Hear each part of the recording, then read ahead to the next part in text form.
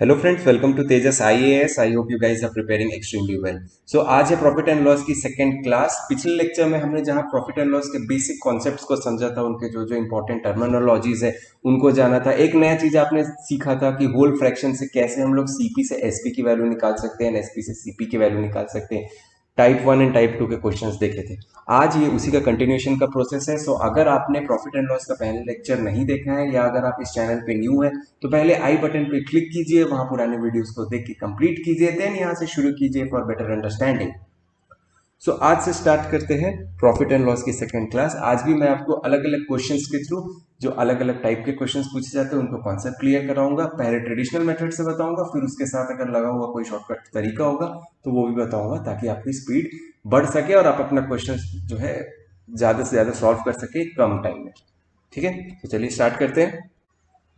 If A sells two goods at the same price of 5,000 rupees but earns a profit of 20% on an item and suffers a loss of 25% on the other, find the overall profit or the loss percent happened in the whole transaction. देखो क्या बोल रहा है कि एक ए नाम का बंदा है, उसने दो आइटम को जो है वो सेल किया। किस प्राइस पे? सेम प्राइस पे दिया हुआ, मतलब टाइप 2 में जैसा था सेलिंग प्राइस यहाँ पे भी सेम है। But earns a profit of 20% on an item, मतलब एक आइटम पे पहले उसको 20% का प्रॉफिट हुआ और दूसरे आइटम पे उसको लॉस हो गया 25% का। एक आइटम पे प्रॉफिट हुआ 20% का, दूसरे पे लॉस हो गया 25% का। जो टाइप 2 में हमने देखा था कि परसेंटेज चेंज जो हो रहा था वो सेम हो रहा था, तब हम लोग वो एक्स स्क्वायर अपॉन 100 का फॉर्मूला लगा रहे थे। बट यहाँ पे जो है, क्योंकि ये जो परसेंटेज चेंज है, एक में ज्यादा हो रहा है एक में थोड़ा और ज्यादा, मतलब दोनों की वैल्यू जो है वो चेंज है, सेम है सेम नहीं है, डिफरेंट वैल्यूज है, तो मतलब हम लोग वहां पे वो एक वैल्यू वो वाला फॉर्मूला नहीं लगा सकते। इसको सॉल्व करने के लिए हम लोग के पास सिंपल जो परसेंटेज में हमने पढ़ा था ए बी मेथड, हम लोग उसको यूज करेंगे। ए बी मेथड क्या बोलता था कि अगर आपका कोई भी परसेंटेज, अगर किसी भी दो डायमेंशंस को आप एक से प्लस कर रहे हो या माइनस कर रहे हो, दो अलग अलग वैल्यूज को जो है आप चेंज कर रहे हो ए बी से, तो उसका फॉर्मूला होता था plus minus A plus plus minus plus minus B plus plus minus A into plus minus B upon 100। अब यहाँ पे प्लस कौन सा होगा माइनस कौन सा होगा कैसे पता चलेगा? अगर आपका प्रॉफिट रहेगा, आपके परसेंटेज के साथ चेंज के साथ आपके प्रॉफिट लिखा रहेगा, तब आप उसको लोगे प्लस ए। और यहाँ पे जैसे सेकंड वाले के साथ माइनस लॉस लिखा हुआ तो आप उसको लिखोगे माइनस बी। ठीक है, तो ये हो जाएगा plus A minus B plus plus A into minus B upon 100। तो इसको अगर आप पूरा लिख दोगे तो A minus B minus of A B upon 100।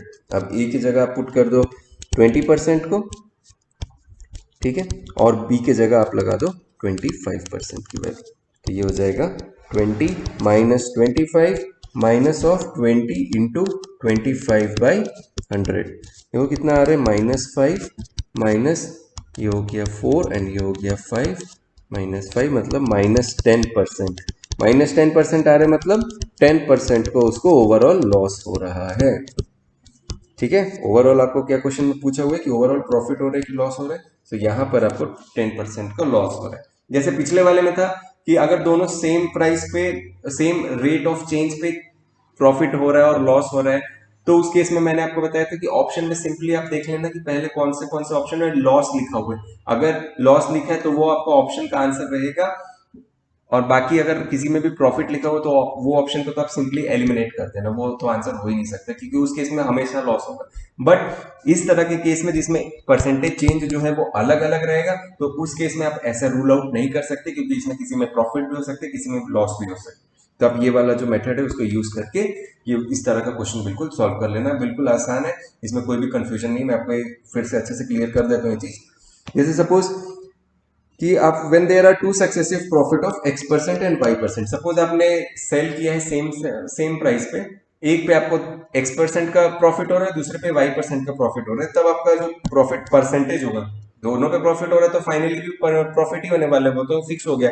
तो उस केस में आपका क्या होगा, plus x plus y plus x y by 100%। ठीक है, x plus y plus x y by 100। क्यों? क्योंकि यहाँ पे सबकी वैल्यू आप प्लस ही लेने वाले हो, तो इसलिए इसमें कोई भी चेंज आपको साइन करना ही है, डायरेक्टली आप x plus y plus x y by 100 का यूज कर लेना। सपोज अगर दिया हुआ है कि दो दो आइटम को आपने बेचा और दोनों में आपको लॉस हो रहा है, एक में आपको लॉस हो रहा है x% का और एक में y% का, तो उस केस में आपका रिजल्टेंट क्या हो जाएगा, रिजल्टेंट लॉस, सॉरी, ये हो जाएगा आपका रिजल्टेंट लॉस, क्योंकि दोनों लॉस हो रहे तो हमेशा ही लॉस होने वाला है इसमें, फाइनली भी ओवरऑल जो होगा वो भी लॉस हो जाएगा आपको। तो यहाँ पे देखो प्लस की जगह आपने माइनस साइन लगाया, तो माइनस एक्स माइनस वाई, यहाँ पे प्लस एक्स वाई बाई 100 क्यों लिखा हूँ, क्योंकि ये minus x into minus y होता, तो माइनस माइनस होकर फिर प्लस हो जाता, तो इसलिए यहाँ पे डायरेक्टली प्लस साइन आ जाए। तो minus x minus y plus x y upon 100% कर दोगे तो आपको जो रिजल्टेंट लॉस परसेंट है वो भी मिल जाएगा। फिर तीसरा केस क्या हो सकते हैं कि when there are successive profit of x% and loss of y%, मतलब एक में आपको x% का प्रॉफिट हो रहा है और दूसरे में आपको y% का लॉस हो रहा है, जैसे हमारे पिछले क्वेश्चन में था। तो उस केस में आपका रिजल्टेंट प्रॉफिट और लॉस दोनों हो सकता है, ठीक है, इसे यहाँ पे लिखा है ना प्रॉफिट और लॉस, वो आपको क्वेश्चन का आंसर जब आपको आएगा उससे पता चलेगा। अगर प्लस में आंसर आ रहा है मतलब प्रॉफिट है, और अगर आपको माइनस में आंसर आ रहा है जैसे पिछले क्वेश्चन में था, मतलब माइनस का साइन मतलब हो रहा है लॉस, ठीक है। तो यहाँ पे आपका क्या हो जाएगा, x plus minus y minus of x y by 100, ठीक है। मैंने माइनस वाई को इसलिए ब्रैकेट में लिखा है अलग से ताकि आपको कंफ्यूजन ना हो कि प्लस होगा कि माइनस होगा, ठीक है। तो यहाँ पे plus of minus y minus of x into minus y by 100 करते हैं, x into minus y by 100 करते हैं, तो उसी को मैंने माइनस साइन को जो है बाहर लिख दिया, minus of x y by 100। और फोर्थ केस है कि पहले आपको लॉस हो जाए x% का और फिर आपको प्रॉफिट हो जाए y% का दूसरे वाले आइटम पे, तो फिर आपको यही फॉर्मूला हो जाएगा minus of x plus y minus x y by. जो भी मतलब जो दो वेरिएबल में आपको हमेशा क्वेश्चन इस तरह का फॉर्मूला हमेशा दो वेरिएबल वाली चीज में लगेगा पहले, ठीक है। तो ऐसे टाइप में दो वेरिएबल में यूज करना, जिसमें प्रॉफिट दिया रहेगा उसको प्लस लिख देना, जिसमें लॉस दिया रहेगा उसको माइनस लिख देना। आई होप आपको ये समझ में आया होगा। जो नेक्स्ट देख, if Piyush sells a good to the Rajesh at a profit of 20% and Rajesh sells at a profit of 25% to the Rohit. If Rohit pays 225 for it, what was the cost price for the Piyush? Okay. पहले क्या बोल रहा है कि पीयूष ने एक item जो है एक ऑब्जेक्ट को है राजेश को बेचा है और उसमें पीयूष को 20% का जो है प्रॉफिट हो गया, ठीक है। एंड राजेश ने उसी जो प्रोडक्ट उसने खरीदा उसको रोहित को बेच दिया और उसको कितना परसेंट का प्रॉफिट हुआ, उसको भी प्रॉफिट हुआ 25% का। If Rohit page 225 for it, मतलब रोहित ने उसको कितने में खरीदा है, 225 रुपीज में। मतलब एक इस तरह का साइकिल है कि ये हो गया पीयूष, पीयूष ने क्या किया, पीयूष ने राजेश को बेचा, ठीक है, राजेश को बेचा कितने पे, 20% प्रॉफिट पे, ठीक है। सिमिलरली राजेश ने किसको बेचा, राजेश ने रोहित को दिया, रोहित को कितने पे बेचा, 25% उसको प्रॉफिट हुआ इतना पे, ठीक है। और साथ में क्या दिया हुआ है कि रोहित जो है वो 225 पे उसको पे किया है, मतलब रोहित का कॉस्ट प्राइस कितना हुआ, रोहित के लिए कॉस्ट प्राइस हो गया 225 रुपीज। तो हम लोग को ये पूछना है कि पीयूष का कॉस्ट प्राइस कितना था। मतलब अब देखो रोहित का कॉस्ट प्राइस राजेश के सेलिंग प्राइस के बराबर होगा कि नहीं। राजेश जो है रोहित को सामान बेच रहा है, रोहित 225 रुपए पे कर रहा है, मतलब राजेश कितना पे उसको बेच रहा है, राजेश जो है उसको 225 रुपए में बेच रहे हैं। तो मतलब यहां पर आ गया हमारे पास जो सेलिंग प्राइस है वो कितनी है, 225, जो फाइनल सेलिंग प्राइस है, ठीक है। क्योंकि उसके बाद तो रोहित आगे नहीं उसको बेच रहा है ना, ठीक है। पीयूष ने सेल किया राजेश को, राजेश ने सेल किया रोहित को, तो मतलब जो फाइनल सेलिंग प्राइस हमारे ओवरऑल ट्रांजैक्शन में रही वो कितनी हो गई, 225 रुपीज हो गई। अब हम लोग को बोल रहे हैं कि हम लोग को सीपी निकालना है, मतलब हम लोग को एसपी से सीपी के तरफ जाना है, ठीक है, एसपी से सीपी के तरफ जाना है। तो चलो हम लोग पहले वो फ्रैक्शन मेथड से हम लोग यूज करते हैं। क्या क्या दिया हुआ है, पीयूष ने राजेश को बेचा, राजेश ने रोहित को बेचा, ठीक है।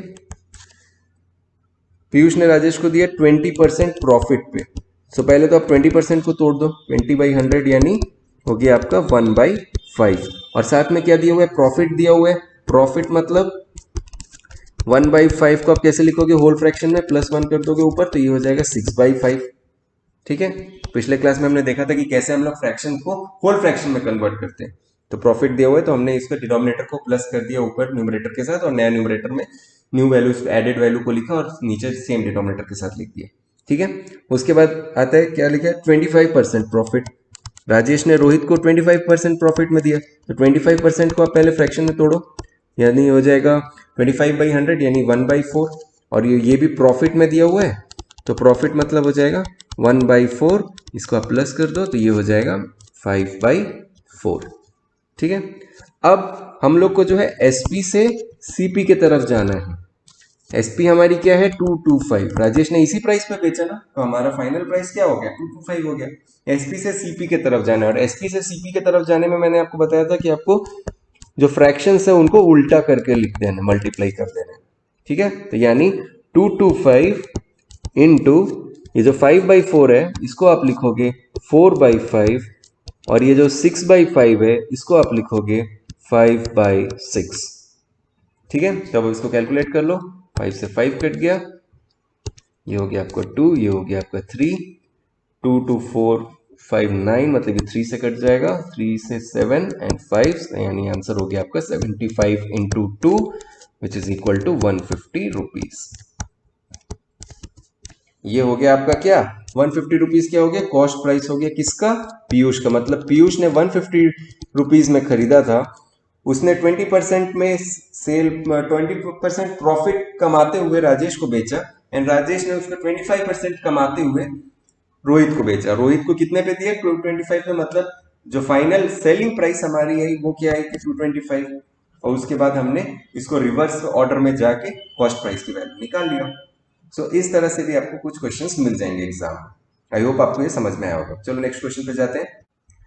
Okay, by selling a horse for rupees 570, a tradesman would lose 5%. At what price he must sell it to gain a 5%? देखो क्या बोल रहे हैं कि एक घोड़ा को बेच के जो भी उसको बेच रहा था, अगर वो 570 रुपीज में बेचता है तो उसको कितने का लॉस हो रहा है, उसको 5% का लॉस हो जा रहा है।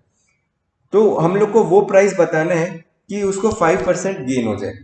कितना प्राइस पे वो बेचे कि उसको 5% का गेन हो जाए। मतलब अभी ऐसे हो रहा है कि 570 पे जब उसको बेच रहे हैं तो उसको लॉस हो रहा है, और कितने का लॉस हो रहा है, उसको 5% का लॉस हो रहा है। तो ये बोला जा रहा है कि अपन उसको कितने पे बेचें, कितना प्राइस पे हम लोग उसको बेचें कि उसको जो है वो गेन हो जाए।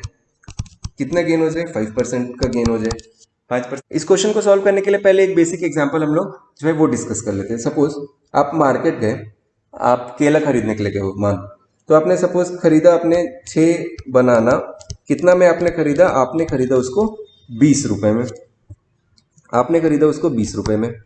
ठीक है, फिर आप घर लाए, रख दिए, और रख देने के बाद आप भूल गए कि आपने केला खरीदा है।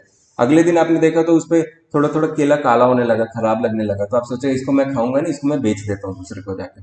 आपने उसको कुछ उस प्राइस पे बेचा, ध्यान से सुनना, आपने उसको कुछ उस प्राइस पे बेचा कि आपको लॉस हुआ है। लॉस हुआ कितने का 5 रुपए का। क्यों आपको लॉस हुआ, क्योंकि केला थोड़ा खराब हो गया, तो अच्छे क्वालिटी का कैसे हो जाएगा, आपको थोड़ा कम प्राइस में ही बेचना पड़ेगा ना, तभी ना कोई खरीदेगा। नहीं तो उतना ही दाम पे अगर लेना तो अच्छे ही जाके मार्केट से खरीद लेगा। तो आपने उसको कुछ ऐसा बेचा, उतने प्राइस पे बेचा कि आपको 5 रुपए का नुकसान हो गया। तो मतलब आपने उसको कितने प्राइस पे अगर बेचा मैं पूछूं तो कितना हो जाएगा, सिंपल है 20 - 5, यानी आपने 6 केला को जो है 15 रुपए में बेचा है। 6 केला आपने 15 रुपए में बेचा, तो जाके आपको लॉस हो गया 5 रुपए का। ठीक है, सिमिलरली अगर मैं बोलूं कि आपने उसको लॉस में नहीं बेचा, आपने कुछ क्या किया, आप मार्केट गए, आपने देखा कि छोटे छोटे बच्चे लोग खेल रहे थे, आपको उनको बुलाया और उनको बेचने का आपने सोचा कि मैं बच्चे लोग से थोड़ा ज्यादा पैसे ले लेता हूँ, उनको तो पता नहीं चलेगा। तो आपने कुछ उस प्राइस पे बेचा कि आपको गेन हो गया। गेन कितना हुआ 5 रुपीज का गेन हो गया। ठीक है, गेन आपको 5 रुपीज का हो गया। तो मतलब आपने उसको कितना प्राइस पे बेचा होगा कि आपको 5 रुपए का फायदा हो गया हो। आपने उसको बेचा होगा 6 बनाना, कितना पे बेचा होगा कि 5 रुपए आपको ज्यादा मिल गया हो, 25 रुपए का, क्योंकि आपने तो खरीद के लाया था 20 रुपए में। ठीक है, आपने कितने पे खरीद के लाया था 20 रुपए में। सिमिलरली इस एग्जाम्पल की तरह इस क्वेश्चन में बोल रहे हैं, क्या बोल रहे हैं कि उसने जब 570 रुपए में बेचा तो उसको 5% का लॉस हुआ। 5% का लॉस हुआ, जैसे यहाँ पे 5 रुपए का लॉस हो रहा था, मतलब वो 15 रुपए में 6 केला बेच रहा था। 15 रुपए में 6 केला बेच रहा था, मतलब 5% का लॉस हो रहा है, मतलब 95% जो भी उसका कॉस्ट प्राइस आया होगा, जो भी कॉस्ट प्राइस होगा उस पे बेच रहा है वो 570 रुपए जो होगा इसकी वैल्यू। 95% पे वो घोड़ा बेच रहा है, तो जाके वो जो वैल्यू है उसका 570 हो रहा है। जैसे यहाँ पे 15 रुपए जो हो रहा था वो 5 ₹5 कम था उसका, ₹5 लॉस था उसका, तो ₹15 में बेच रहे हैं मतलब 6 केला। वैसे ही अगर 5% लॉस पे बेच रहे हैं मतलब 95% पे बेच रहे हैं, जो उसका कॉस्ट प्राइस है उसका 95% पे बेच रहे हैं, और 95% पे बेच रहे हैं, कितना पे बेच रहे हैं मतलब उसकी वैल्यू कितनी दी हुई है 570, तो आपके कॉस्ट प्राइस की वैल्यू कितनी हो गई 95%। सिमिलरली अपन को पूछ रहे कि कितना पे बेचे कि उसको गेन हो जाए 5% का, तो गेन मतलब कितना होगा कि 105%। जैसे यहाँ पे था 20 + 5, वैसे आप यहाँ पे 100 + 5 कर दोगे। तो अब से हम लोग कभी भी इस तरह से प्रॉफिट और लॉस की बात आएगी तो हम लोग परसेंटेज में बात करेंगे, और परसेंटेज लेंगे 100%। बेस वैल्यू जो है हम लोग इसका कॉस्ट प्राइस की हमेशा 100% लेंगे। कॉस्ट प्राइस, सेलिंग प्राइस या प्रॉफिट, किसी के भी अगर बेस प्राइस लेना होगा तो उसको हम लोग 100% लेंगे। कम बोलेगा तो 100 से उतना परसेंट माइनस कर देंगे, और ज्यादा बोलेगा तो 100 से उतना प्लस कर देंगे। तो 5% लॉस मतलब 95% पे इतना वैल्यू आ रहा है। तो पूछ रहे कि 105% पे कितना आएगा वैल्यू, 105% पे कॉस्ट प्राइस आ जाए, उसका कितना वैल्यू आ जाए हमारे पास। ठीक है, तो ये क्या होगा, हम लोग यूनिटरी मेथड सिंपली लगा दो। 95% दिया हुआ है 570 पे, तो मतलब आपको 1% कितना हो जाएगा 570/95, यानी एक 105% कितना हो जाएगा आपका 570/95 इंटू 105। 19 से कट जाएगा 30, और ये हो जाएगा आपका 5, और ये हो गया आपका 6, तो ये हो गया 630 रुपीज। तो जब आप सामान को 630 रुपीज में बेचोगे तो आपको 5% का जो है फायदा मिल जाएगा।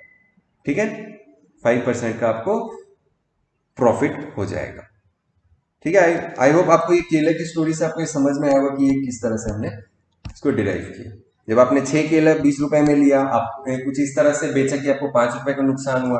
5 रुपए का नुकसान हुआ मतलब आपने कितना पे बेचा होगा, आपने बेचा होगा 15 रुपए में, मतलब 15 रुपए में आपने 6 केला बेच दिया।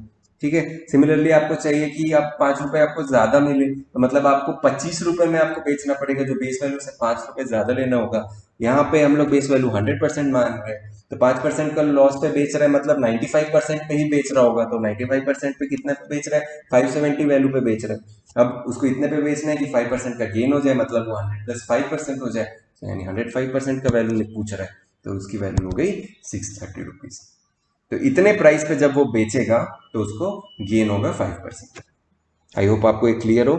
चलो नेक्स्ट क्वेश्चन पे जाते हैं। I sold a book at a profit of 12%. Had I sold it for 18 rupees more, 18% would have gained. देखो क्या बोल रहे हैं कि मैंने एक बुक बेचा है जिसमें मुझे प्रॉफिट हो रहा है 12% का। अगर मैं उसको 12 रुपए नहीं, अगर मैं उसको 18 रुपए और मैं बेचता तो मेरे को 18% का मुनाफा होता, 18% का प्रॉफिट होता। तो आप इसको कैसे सॉल्व करोगे, जैसे मैंने पिछले क्वेश्चन में बताया कि आप इसका जो बेस परसेंट है उसको मान लोगे 100%। बेस परसेंट आप इसको क्या मानोगे 100% मानोगे। देखो अभी तक मैंने क्या बताया था आपको कि आप वैल्यूज को x मानोगे या 100 मानोगे। 100 आप कब मानोगे, जब आपको कोई रियल वैल्यू नहीं दिया होगा। बट आप यहाँ कंफ्यूज हो जाओगे कि यहाँ पे 18 रुपीज दिया तो मैं कैसे 100% ले रहा हूँ। देखो मैं कोई कॉस्ट प्राइस या सेलिंग प्राइस का नहीं ले रहा हूँ 100 रुपीज। ये जो दिया हुआ है ये तो अपने सेलिंग प्राइस की वैल्यू दी है। मैं किसको 100% मान रहा हूँ, मैं 100% मान रहा हूँ प्रॉफिट को। प्रॉफिट का कोई वैल्यू नहीं दिया, प्रॉफिट का कोई रियल वैल्यू नहीं दिया कि उसका 570 रुपीज का प्रॉफिट हो रहा है। ठीक है, तो यहाँ पे मैं जो परसेंटेज में सब वैल्यूज है तो वो एक रियल वैल्यू नहीं है, तो इसलिए मैं बेस परसेंट को 100 मान सकता हूँ। इसको बेस परसेंट मान रहा हूँ, प्रॉफिट के बेस परसेंट को मैं 100% मान रहा हूँ। तो प्रॉफिट का बेस परसेंट हो गया 100%। पहले क्या बोल रहे हैं कि पहले उसने जो बेचा है उसको उस पर कितना प्रॉफिट हो रहा है, उसको SP1 में उसको प्रॉफिट हो रहा है, SP1 में उसको प्रॉफिट हो रहा है 12% का, मतलब प्रॉफिट हो रहा है मतलब 100 + 12%, तो ये हो जाएगा आपका 112% का प्रॉफिट हो रहा है उसको। ठीक है, और क्या बोल रहे हैं, had I sold it for 18 rupees more, तो 18% का उसको गेन होता है। 18% का गेन होता है मतलब SP2 कितना हो रहा है 118, और ये सब किस पे होगा, कॉस्ट प्राइस पे होता है। ठीक है, ये सब किस पे होगा, हमेशा कॉस्ट प्राइस पे रहता है, क्योंकि आप कॉस्ट प्राइस पे जो है प्रॉफिट निकालते हो या फिर जितना भी प्रॉफिट या लॉस निकालते हो सब कॉस्ट प्राइस के हिसाब से ही निकालते हो। ठीक है, सो एसपी हो गया आपका 112% ऑफ, SP1 हो गया 112 ऑफ CP, 112% ऑफ CP, और SP2 हो गया यानी न्यू SP हो गया 118% ऑफ SP। अब क्या बोल रहा है कि ये जो SP2 - SP1 है इसकी वैल्यू कितनी है 18 रुपीज है। ये कैसे हुआ? क्योंकि had I sold it for 18 rupees more, अगर मैं 18 रुपए ज्यादा मैं बेचता, मतलब अगर ये न्यू वाला जो एसपी है वो पुराने एसपी से 18 रुपीज ज्यादा है, मतलब ये जो SP2 माइनस SP1 की वैल्यू होगी वो हो जाएगी 18 रुपीज का डिफरेंस इसमें रहेगा।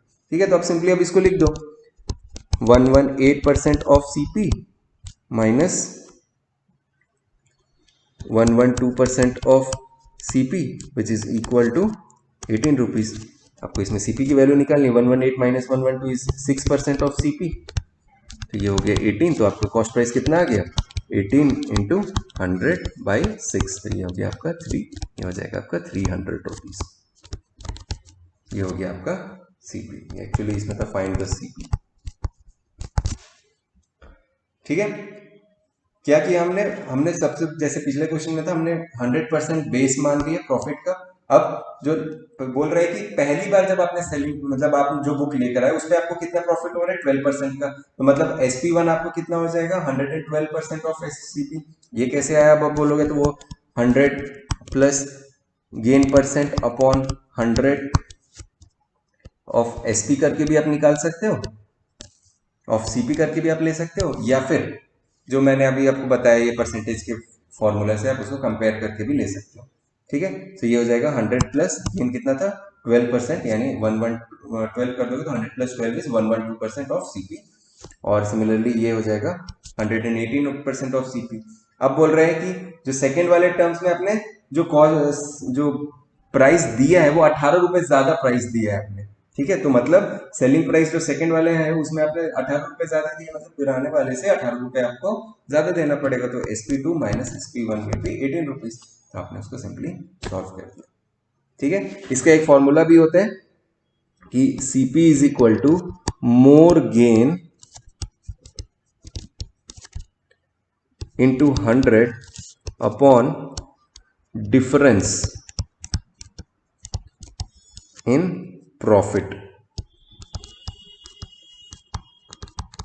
तो मोर गेन कितना हो रहा है, जो ये जितना पैसा आपको ज्यादा देना है, ज्यादा दिया है वो आप लिखो, तो यहाँ पे हो जाएगा 18 into 100 upon difference in profit percent. क्या क्या डिफरेंस है? 18 और 12, सो 18 माइनस 12, सो ये हो जाएगा 18 इंटू 100 अपॉन 6, तो ये हो जाएगा वापस 300 आपका कॉस्ट प्राइस है।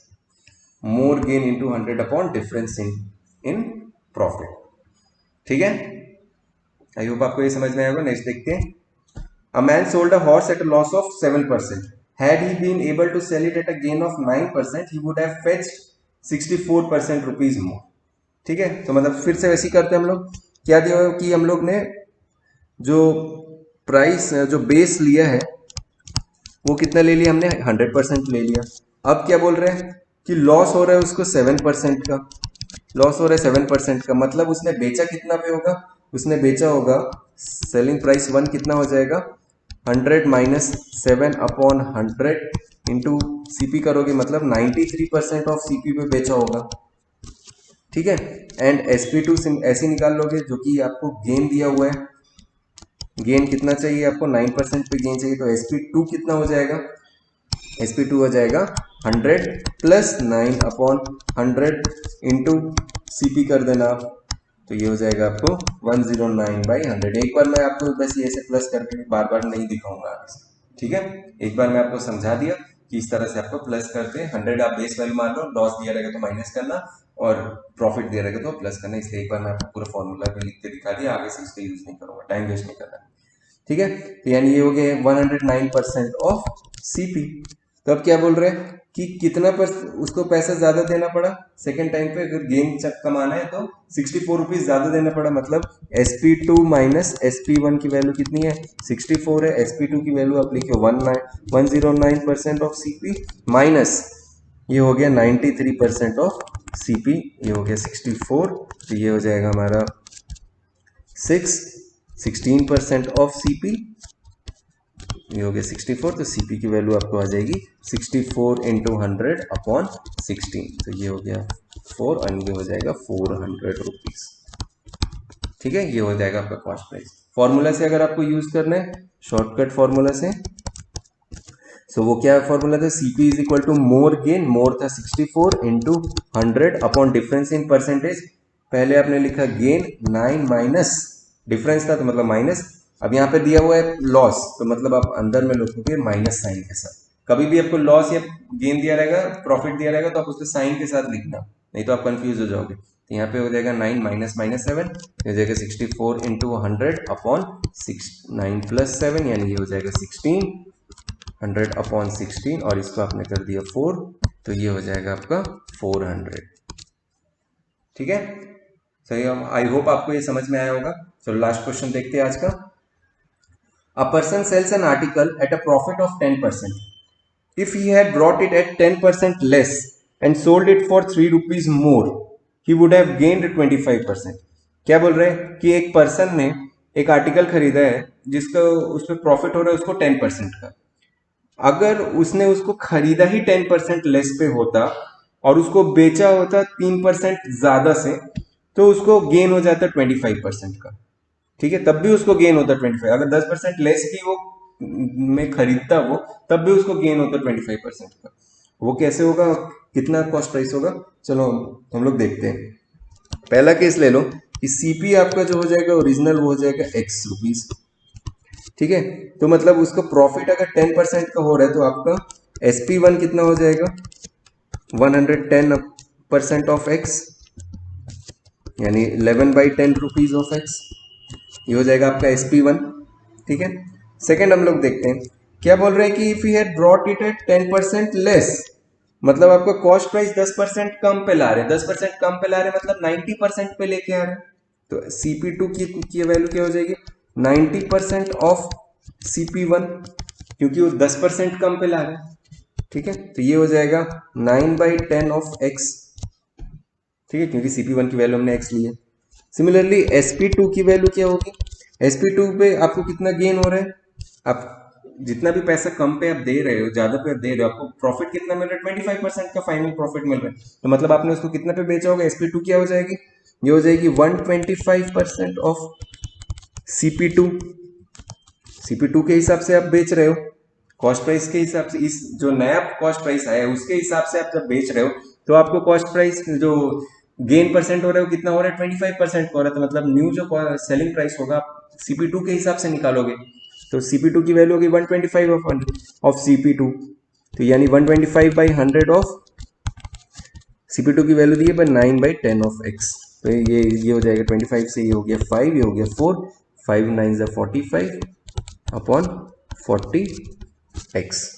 ठीक है, अभी आप इसको ऐसे ही रहने दो। तो क्या बोल रहे हैं कि ही sold it for 3 rupees more, मतलब जो सेकेंड टाइम जो आपने ये वाला SP2 की वैल्यू है वो SP1 से 3 रुपए ज्यादा आपने इसमें बेचा है। मतलब चलो SP2 माइनस SP1 is equal to 3 rupees, क्योंकि SP जो नया SP है सेलिंग प्राइस है उसमें आपने 3 रुपए ज्यादा दिया था। तो ये हो जाएगा आपका SP2 की वैल्यू हो गई 45/40x minus 11/10x is equal to 3। तो ये हो जाएगा आपका 40, ये हो गया 45x minus 11x minus 44x, क्योंकि 10 4 इज 40, so 4 into 11 is 44, ये हो गया 3, so 45 minus 44 is 1, so x is equal to 40 को आप इधर ले जाओ, 40 into 3 120 रुपीज। सो आपका जो कॉस्ट प्राइस है, जो ओरिजिनल कॉस्ट प्राइस है उसकी वैल्यू कितनी है 120 रुपीज। सो इस तरह से आप दोनों केसेस को अलग अलग करके जो फाइनल आपको जो सेम यूनिट में आपको जो डिफरेंस दिया हुआ है उनके बीच आप रिलेशन लिख के इस तरह से क्वेश्चन को सॉल्व कर लोगे। ठीक है, आई होप आपको क्वेश्चंस इजी लग रहे होंगे, जो भी ट्रिक्स मैं आपको बता रहा हूँ वो काफी मजा आ रहा होगा। नहीं समझ में आता है या कुछ भी डाउट हो तो आप एक बार वीडियो पहले फिर से देखिएगा, पिछला वीडियोस भी एक बार जाके देखिएगा। अगर फिर भी नहीं समझ में आ रहा है तो आप बिल्कुल कमेंट सेक्शन में मुझे कमेंट करके बताइएगा कि आपको क्या नहीं समझ में आ रहा है, मैं उसको फिर से नेक्स्ट वीडियो में उसको क्लियर कर दूंगा। ठीक है, तो with this I would like to end today's class. Thank you, good day and good bye.